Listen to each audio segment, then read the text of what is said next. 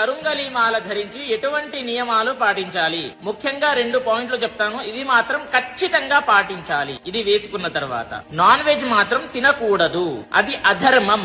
అధర్మం ఎక్కడైతే ఉంటుందో ఇది పని చేయదు. చాలా మంది చెప్తూ ఉన్నారండి వేసుకోవచ్చు ఏమీ కాదని చెప్పేసి, కానీ మీకు రిజల్ట్ రావాలి అని అంటే మాత్రం నియమాలు పాటించాల్సిందే అనేది గుర్తు పెట్టుకోండి. నాన్ వెజ్ తినేటప్పుడు తీసేసి దేవుని దగ్గర పెట్టేసేయండి. మరుసటి రోజు మళ్ళీ తల స్నానం చేశాక మళ్ళీ ధరించండి. శారీరకంగా కలిసేటప్పుడు కూడా తీసేయాలి అనేది గుర్తు పెట్టుకోండి. ఇంకొకటి, చావుకు వెళ్లేటప్పుడు అంటే పాడే మోసేటప్పుడు కూడా వేసుకోవచ్చా అని చెప్పిస్తారు. ఎందుకండి వేసుకోకూడదు చెప్పండి? అది ధర్మమే కదా, వేసుకోవచ్చు, తప్పేమీ లేదు. మీకు ఇంకా మంచి రిజల్ట్స్ వస్తాయి అలా చేసినప్పుడు. ధర్మంగా ఏదైతే అనిపిస్తుందో అది చేయండి, ఖచ్చితంగా మంచి రిజల్ట్స్ పొందగలుగుతారు. ఇంకొకటి, చాలా మంది అడుగుతున్నారండి ఒరిజినల్ మాల ఎక్కడ దొరుకుతుంది అని చెప్పేసి. చూడండి, నా దగ్గర అవైలబుల్ గా ఉన్నాయి. meepuja.com లో వెళ్లి బుక్ చేసుకోండి. మీకు ఒరిజినల్ మాల లభిస్తుంది. 41 రోజులు పూజ చేసి తర్వాత చివరికి అభిషేకము చేసిన తర్వాత మీకు పంపించడం జరుగుతుంది.